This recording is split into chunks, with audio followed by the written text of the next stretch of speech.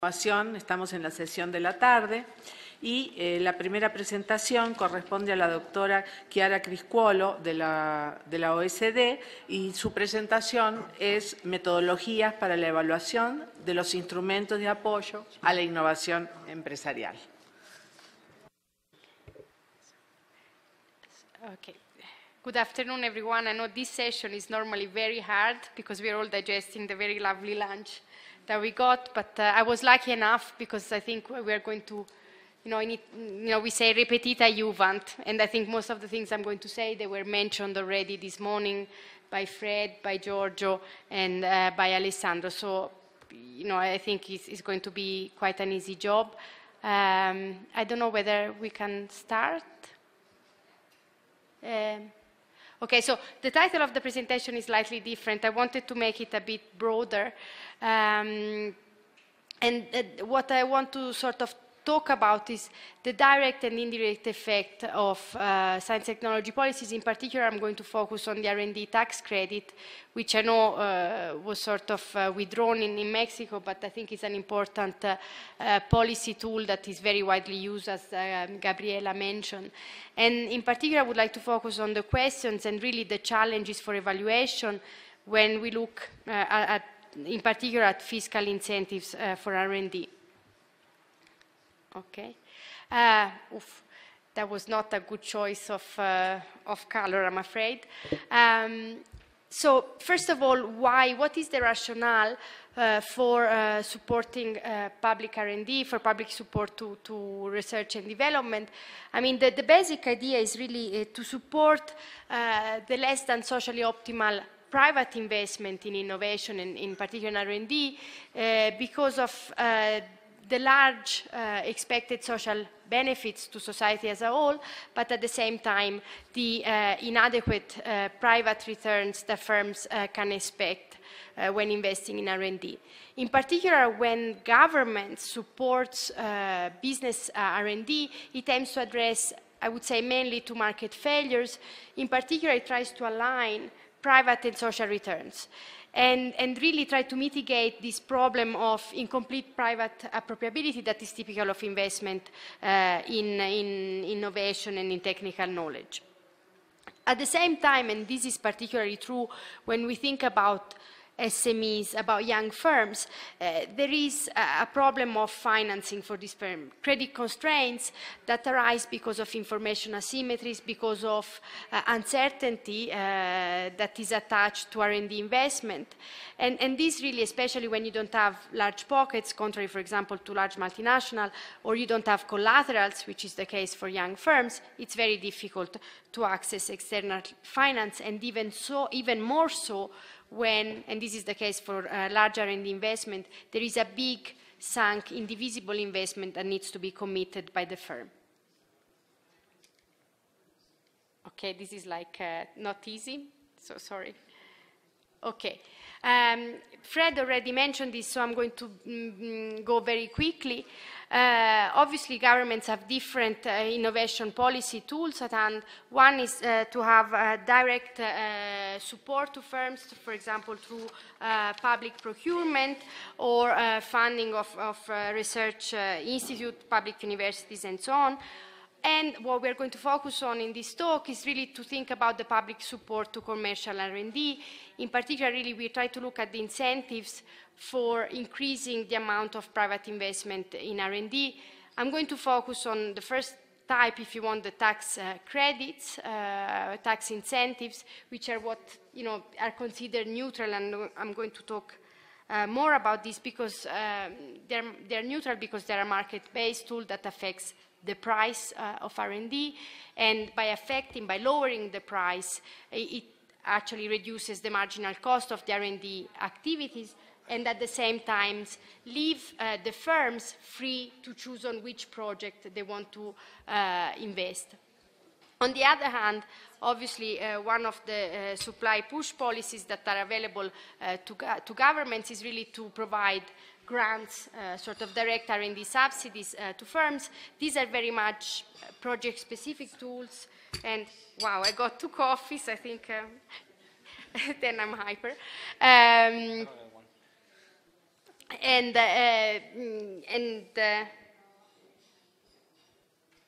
Okay.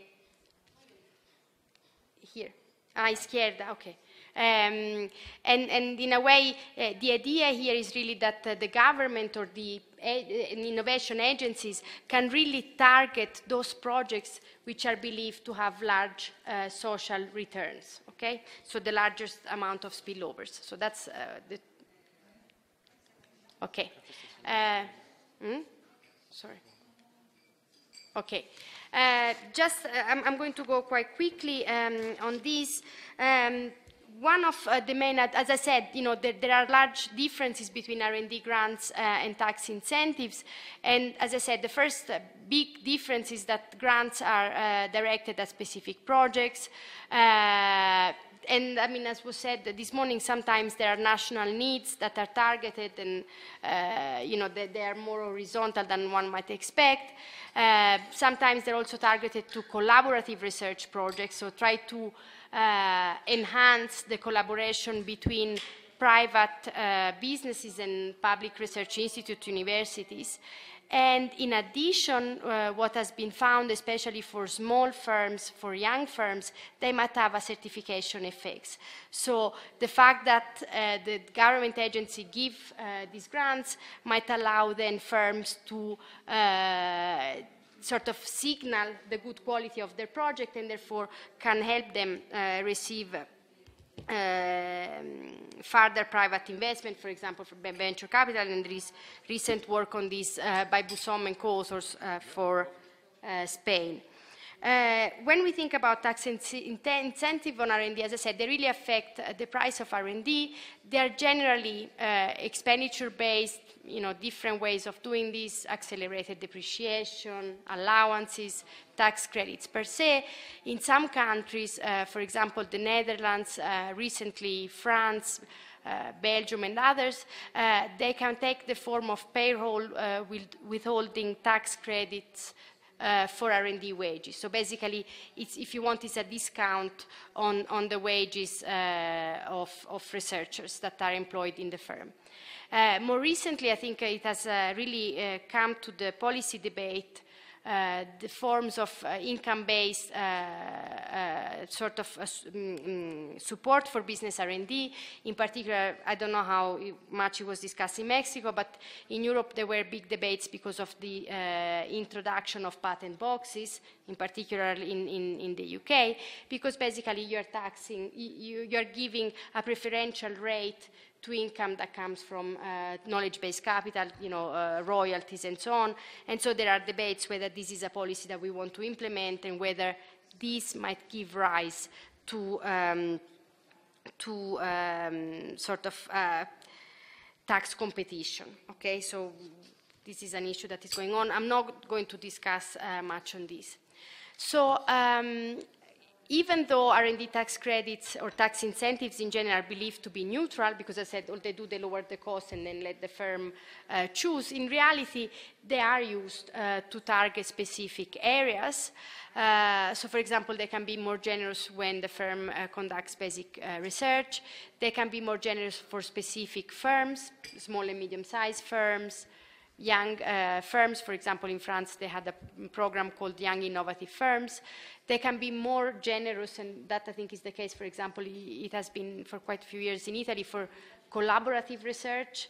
They can be used to target specific social needs as well, and that was the case in the US, where there was a very specific, more generous R&D fiscal incentive if the research was conducted in the energy sector. Now, why I'm focusing on R&D fiscal incentive is because they're really widely used in OECD countries, about 26 out of 34. Obviously, the fact that they're widely used doesn't mean that they're all the same. There are very strong differences in R&D support policy mix and also in the design. And the OECD colleagues in the Economic Analysis and Statistics Division of my directorate, the Science, Technology and Industry Directorate in the OECD, have done, and the Working Party, NESTI, have done a great job in really shedding more light and provide comparable cross-country evidence on this. Just to give you an idea, Okay, now I've done it too much. So until a few years ago, it wasn't very well known how much government were spending, or how much was the foregone tax revenue, if you want, in terms of tax credit. And so the available information would have allowed you to draw just the dark blue bars. And you see Mexico is at the far right. And you could sort of, if you want, rank countries, but you had an information on which countries were spending more on direct government funding of business R&D. You have the United States, Russia up there. But then when you start taking into account how much countries are spending in if you want, indirect government support through R&D fiscal incentives, you see that some countries are really use R&D and spend much more in R&D than in direct support. This is the case, for example, of France, Canada, the Netherlands, and others sort of have a more sort of heterogeneous mix. Korea, for example, it's sort of split half-half. Now, I wanted to add a figure which I didn't have at the beginning just because this was something that Gabriela raised. And Mexico doesn't have R&D tax credit, but just, I think you can... The red one, okay. So Mexico is down here. What you have on the right axis, let me tell you, is the bird as a percentage of GDP, and on the x-axis you have the total, the sum of direct and indirect expenditure for supporting in R&D as a percentage of GDP, and you really see that there is a sort of positive correlation. This is not causal, it's just a correlation, and I just put this up because I wanted to confirm what Gabriela just mentioned. Obviously, as I said, these figures in terms of expenditure hide, if you want, lots of differences that exist across countries. And I would say that especially when we think about R&D fiscal incentives, the devil is in the detail. So some R&D fiscal support measures might appear very generous, but might be generous for certain firms rather than others. And I'm going to go more into detail. As I said, there are different ways of designing a program, and I think Fred already mentioned volume versus incremental based. The R&D definition might also be very different. It's not always based on the Frascati manual definition. And I mean, the qualified R&D expenditure also varies. So these are all, like, if you want small detail that might appear small, but in reality they're very important because, it will affect which firms will apply or will have an incentive to apply, how much firms can benefit. And, one example is the carryover provision and the cash refunds. Obviously, if you're a firm that is in a profit-loss position, and this is something that Fred mentioned in his talk, you might not benefit from the R&D tax credit. So, a very generous R&D tax credit might not be very useful to you. The importance of ceilings, this is very much important for large businesses. The temporary versus permanent nature, and I think something that might be important in a country like Mexico, because you're a federal state, the presence of the subnational tax incentives, and this is something I'm going to get back to. This is the case of the US. So there isn't just a federal program, but there are state-level R&D fiscal incentives, and that might play a role. And then, obviously, there is a whole set of issues regarding implementation, the complexity, the administrative and compliance cost, and also the uncertainty of the program, so how much the program is predictable or not, and that will have an impact on the effectiveness of the policy. Okay. So I don't want you to read this table. I mean, this is available from the publication of TCD. I took it from a paper that I wrote with a co-author, Dan Andrews, and is available on the website. It's just to make you understand that there are really different elements. And, you look at whether it's volume-based or not, whether there are special targets, whether there are ceilings or not. So this is something that I think you will make available, I guess. Okay? As I said before, there are a program might have a heterogeneous impact just by its design. And this is exactly one of those cases. We present here the difference in support whether you are considering a large profitable firm or just an SME profitable firms. And we see that in some countries, SMEs have, have a more generous, face a more generous R&D tax support. I mean, just if I manage. So you see that in some countries, like the UK, Korea, the Netherlands, Japan, and so on, there are differences whether you are a small or a large firms, which can imply, as Fred also mentioned, this problem that are related to size contingent policies. So this is something I might mention later, which is important for reallocation and growth. Okay, sorry. Okay, the second thing is, let's stick with the firms of the same size, but let's look at whether they're in a profit-making or in a profit-loss position. And again, you see that in most countries, I would say there is a difference to the implied tax subsidies for firms depending on their profit-making and profit-loss position, even though they're the same size, okay? Okay, I'm getting mad. Sorry about this.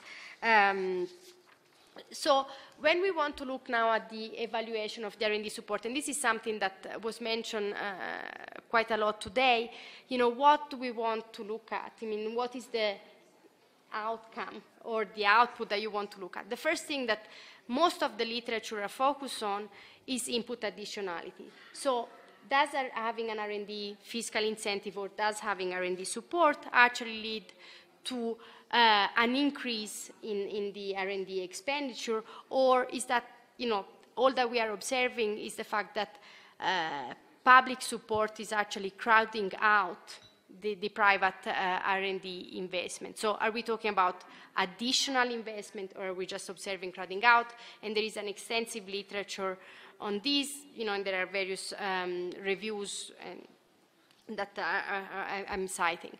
The second thing that one might want to look at is output additionality. So does this R&D tax credit transform itself in increased innovation outcomes?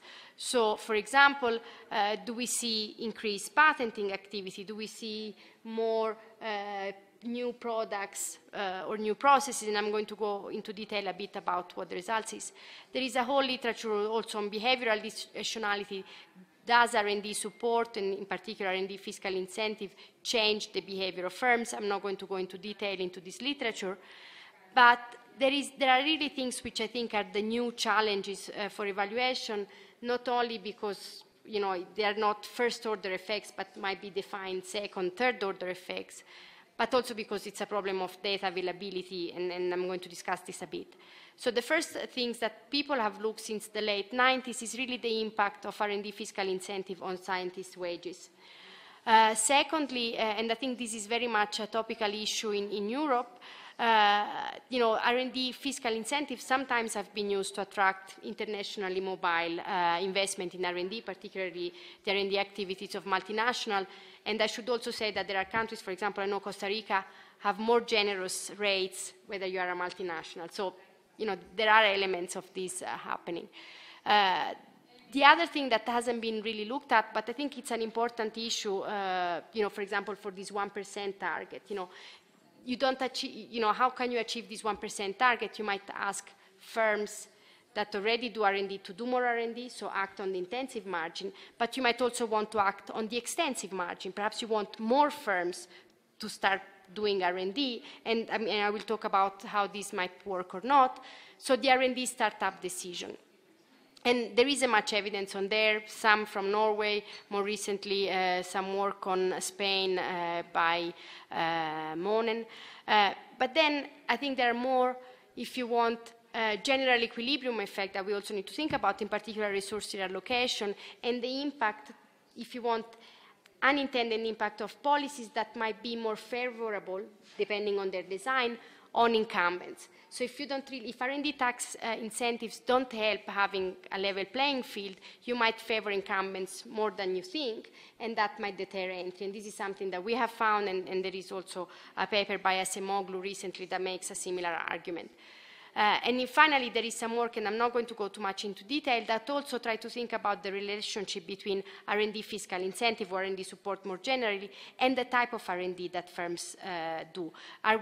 sort of financing too much development relative to basic research. This is really what we want to do. And there is a very recent paper by Akshijit and Kosor, which has come out recently. Now, obviously, you can think different things. We discussed this already. But one thing that I would like to stress from these slides is really if you want, the further you go away from the initial impact, the more difficult it becomes, the more data you need, but also more assumptions you need to believe, because you need to make a full cost-benefit analysis, for example, and you need to believe the assumptions that are made. When you have a general equilibrium model, again, you need to believe the assumptions. So it's not only about data, but I think it's also about believing the models that you have. Okay. Yes. So the first question is, okay, we have a fiscal incentive in place. Does it do what we think it does? So does it increase in an additional way R&D investment? There are two main metrics that have been used. The first one is the R&D price elasticity, which basically measures the percentage change in R&D investment relative to its cost, so to the user cost of R&D, and basically you look at how this changing with and without the tax incentive.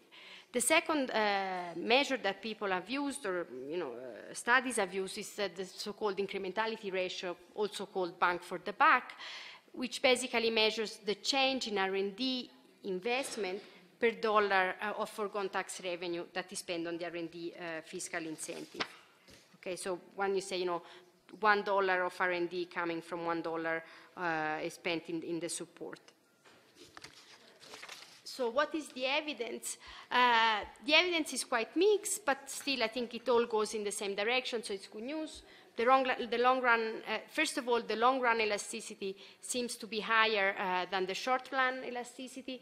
This might be due to adjustment costs associated with R&D investment. It might also be due to sort of a slow take-up of the R&D tax incentive. This is some evidence, for example, that has been found in Spain. And the long run elasticity is about 1, but again, it can go from 0.7 to a bit above 1. And what also has been found, this is particularly true, for example, for the evaluation of the SkatteFUNN program in Norway, is that smaller firms seems to be more responsive to the R&D fiscal incentive. And this seems to be consistent with the rationale of the policies that I mentioned before.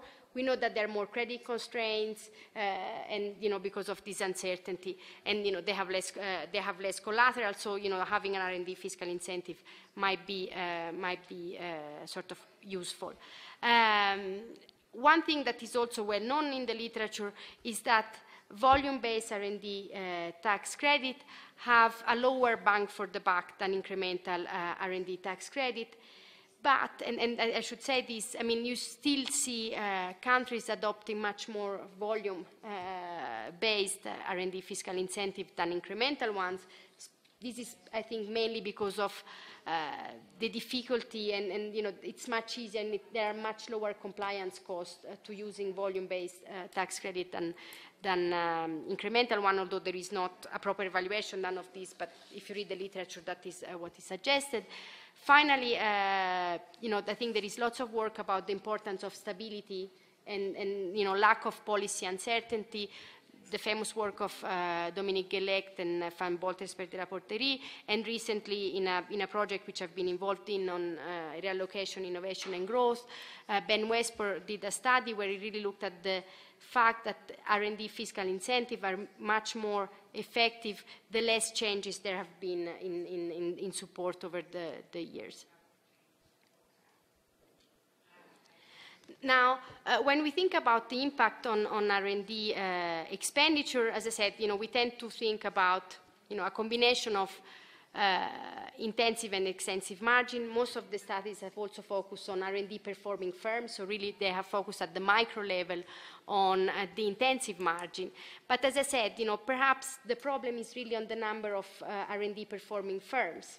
So why is this a problem? I mean, we know that there are, as I said, high sunk entry costs in R&D, and perhaps we want to support them. And, we might want to support them not only through support on wages, but also on support on capital. And this effect might be long-lasting, and this is the argument in the paper by Arke, Castells, and Monen, because actually we know that there is persistence in R&D, so it's not that you perform only once. Obviously, this is true if we exclude the fact that there might be a moral hazard behavior there where, you start, you do R&D, and then you stop just to get the support, or you might just do overinvestment on R&D to get support, but this is true for many other things. Is this R&D fiscal incentive effective in affecting the extensive margin? The evidence is very scarce. We might discuss the evaluation method used, but it all goes in the same direction. Evidence for Spain, evidence for Norway. In France, they also find similar effects. Obviously, a related issue is one, are R&D tax credit useful for young startup? There isn't much evidence there.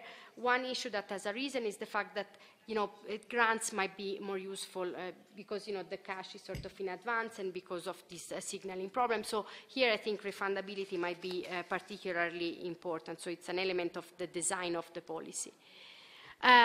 One issue that, again, hasn't been studied very much, and I think here is really the lack of data. And I should say one thing. I lived for many years in the UK, and, for example, only very recently in the UK, you could access the data from the tax office on who actually received the R&D tax credit. So as you can imagine, this is true in many countries, so you are just sort of estimating on all potential receivers. Now, in Spain, they did have that information, and so they did know how many firms that were eligible, if you want, did apply for R&D tax credit. And here, the evidence seems to suggest that there are compliance costs and opportunity costs and, lack of knowledge. So many firms that could have applied actually didn't apply. What they find is the probability of applying is higher depending on the financial position of the firm, whether they have been supported before. This is something that was raised today. And we know that there are additional, also opportunity costs for applying, and, the risk of being monitored and being checked by the fiscal authority is also a big deterrent. Now, let's go to output additionality. Here, the evidence, I think, is even more scattered and is even more mixed. And I'm just going to raise some issue. If we start focusing on innovation output, one of the issues that you might think it's a problem is the fact that, yes, you see an increase in R&D, but we said it before, firms are rational. So what you do, activities that you didn't call R&D before, you now call R&D. So there is some relabeling going on. And this happens even, in Nordic countries in Europe, which you might have not expected. But in the long run, this is actually a relatively small problem, okay? So there is some of this going on, but not as much as to explain a lack of effect on output. The second problem why you might not see an effect of R&D fiscal incentive on innovation output is the issue of prices. So basically, you are lowering the cost of R&D. Firms want to invest more in R&D, and not all of this will be translated in more quantity, but also in the sort of price effect. So the relative wages of scientists is going to go up. This is particularly true in the short term, especially because supply is inelastic, and this is something that was raised before. So in reality, the increase in the quantity of R&D invested in, or the R&D performed, is not as much as you think. Obviously, the fact that you raise wages might have, in the long run, and this is what you would hope, an increase in the supply of qualified research. So you increase demand, and in the long run, supply also increases. Another issue that might arise is the fact that, if you think about it, what you're doing is you're allowing firms to invest in a marginal R&D project, which didn't have as high a private return as possible. Secondly, you are not sure that that project that has been done thanks to the R&D, that marginal project actually has high social returns, okay? So from the firm point of view, perhaps the additional R&D induced by the R&D tax credit might not be as productive for the firm point of view, but it might also have lower lower marginal social returns, especially if the firm is in a niche market. So if we think that small firms are more reactive, they are more likely to operate in niche markets, they might not have high social returns. This is, for example, the argument that you find in the Econometrica paper by Bloom, Shankerman, and Varinen. And again, another issue might be that firms tend to invest more in development than in research because the returns might be, private returns might be higher. This will obviously have impact also on the impact of R&D fiscal incentives on productivity. Okay. I'm just going to go briefly here. I said it already. I mean, the main problem when you start looking at the impact on productivity, growth, and welfare is really that you need to make lots of assumptions. You need to make a full cost-benefit analysis. Some studies have attempted this and really have provided positive net welfare gain from R&D tax incentive, but you really need to believe the assumption that they make, and sometimes they're very strong. So one issue that I raised already is the fact that there might be unintended long-run effects that you might have not really sort of taken into account when designing the policy. One is, as I said, the lower social returns. This is the issue that I said the firms that benefit most are in niche market. The second thing is that R&D tax incentive, and Fred, I think, made a very good argument here. The design of policy is driven also by lobbyists. And, entrants are not lobbying because they're not in the market yet. So sometimes policies are designed in a way that they're more favorable to incumbents than to entrants. And that's actually possibly the case for R&D tax incentives. The model of Acemoglu and co-authors actually really stresses this issue, and he says actually that having an R&D subsidy to incumbents might lower growth and might lower welfare unless the R&D of new entrants is also subsidized and the exit of inefficient incumbent is also allowed. So, you don't have barriers to exit. In fact, in a recent work that we did with co-authors at the OECD, we found that in R&D incentive sectors, the R&D tax incentive have actually a very funny effect, if you want, on the employment dynamics and employment growth dynamics of these sectors, because what we found is that they have the unintended effect of protecting the incumbents and lowering entry. And the incumbents that sort of see a higher employment growth are really the ones that are below the median in terms of employment growth. So that's something that, it's important. And as I said, the design, I think, is also important, whether you are allowing support for entrants than just for incumbents. Wages, as I said, there is evidence. I'm not going to stress too much the numbers here. I think the important issue is that the data is still a constraint. So, some of the data cannot really, they cannot look at the firm level. This is, for example, the work of Goldsby. Sometimes they can look at firm effects, but not at individual effects, and therefore it's really hard to identify whether the increase in R&D wages corresponds or less to a change in the quality of researchers. The very few papers seem to suggest that the increase in wages does not correspond in an increase in the quality of researchers, but very, very scarce, the evidence. So this is something that I think evaluation should really focus on. I'm not going to go too much into detail, but I think it's an important issue. Ayuso? Okay.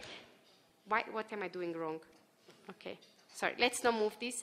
As I said, some of the policies, and I mean, I'm talking especially about Europe, I mean, there was a big debate whether there was a sort of tax competition going on amongst European countries. You were kind of giving very generous incentives to attract this foreign multinational. And here I would like to say mainly two things. There are other key fundamentals that are more important, and this is something that the literature has stressed. It's important of, key fundamentals being right, university research, access to market, closeness to the production and sites, and so on.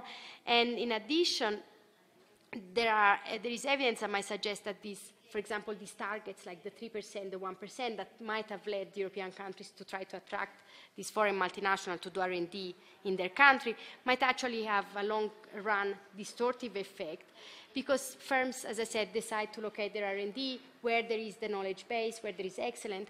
And for example, a paper by Griffith, Harrison, and Marinen published in AR in 2004 suggests exactly that these might have a negative effect on overall, on global innovation, and also on the innovation in a particular country, because there are reverse technology transfer that might happen between headquarters and affiliates if they are located in a place where there is lots of R&D. Okay. Okay. I'm not going to very much into detail, but one issue that I think it's important for Mexico is this issue of state versus federal tax credit. Recent evidence by Wilson suggests that actually this federal tax support might be a zero-sum game overall for the country. So this is something that I think it's important to keep in mind when we want to evaluate these policies in terms of location. Okay, sorry. Now, I think Alessandro made my life easy, because I don't know how much time I have left. And, okay. Oh, sorry. Okay, so I have 5 minutes left. Can we go back 1 minute? Yeah, next one. Perfect.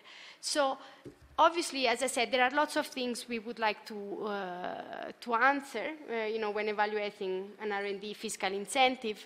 And I think the first one is really the problems, and there are many challenges. The first one is one of really measuring the effective tax rate of R&D, knowing the detail of the design. And I know it might seem easy, but I think there is the memories on this public support program, being R&D fiscal incentive, being some of these long-running R&D support programs, is quite short. So while the details of the design are very important for identification and for providing ways of identifying the causal effect of the policy, information is sometimes very scattered, very scarce, and not very detailed. Second big problem is one of data availability. As I said, sometimes there are problems of confidentiality, especially when we think about fiscal effects. But also, sometimes it's very difficult because of legal issues to merge the fiscal support data with performance data.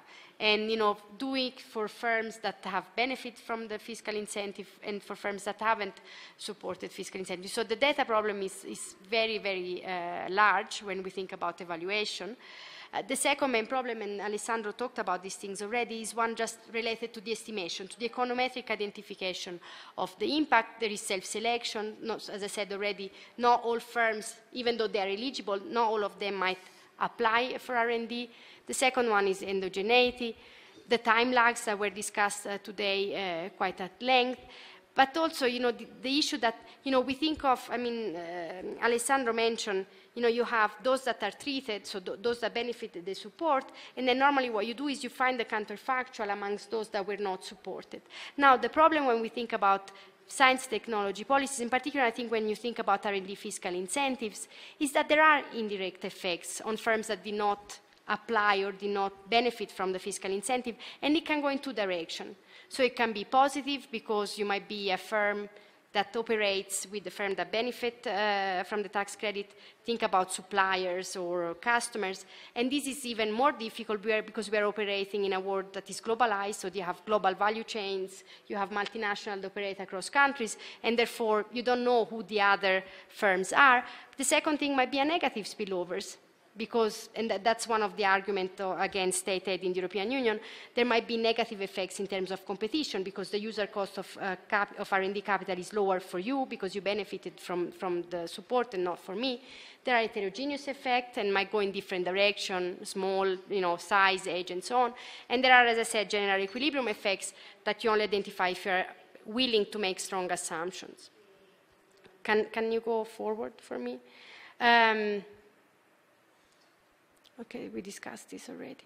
So this is a set of solutions that you might think, I mean, Alessandro made my life easier. One thing that Alessandro mentioned, perhaps he didn't go too much into detail, is use of matching estimators.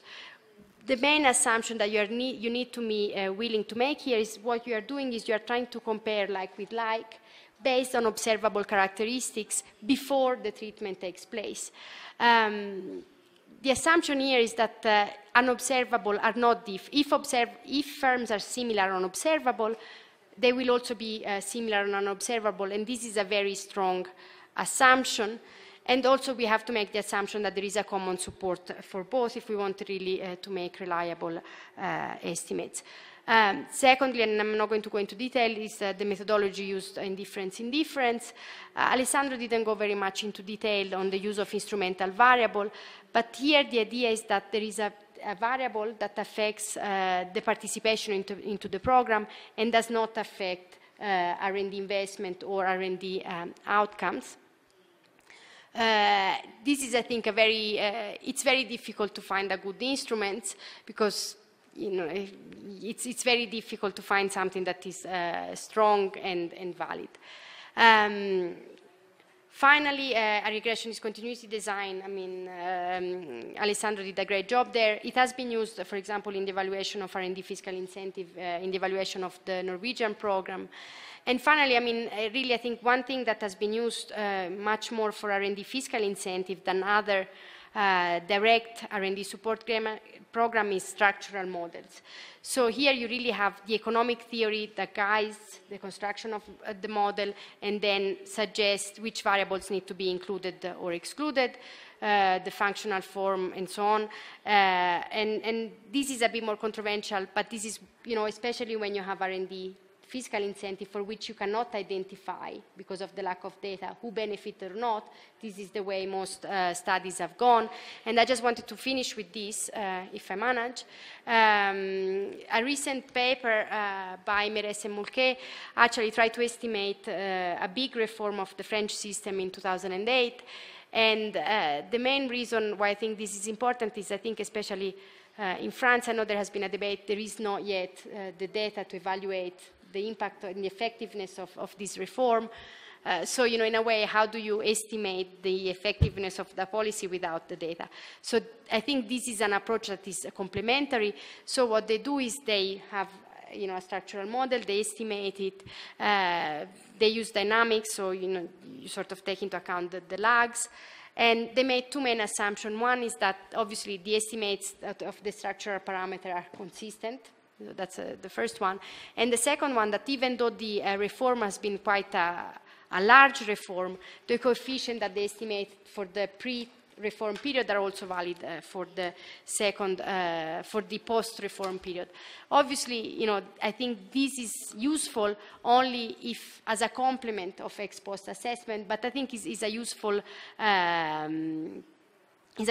tool because you characterize the firm R&D investment behavior, and if you don't have any other data, I think it can support experiments and sort of different policy scenarios and simulation. Let me just finish with something for the debate. I'm not going. So I think one thing that I would like to stress is really the devil is in the detail. It's important to think about differences in design across country, but also within country over time. They can play an important role in explaining also the heterogeneity of the impact of the policy across different firms.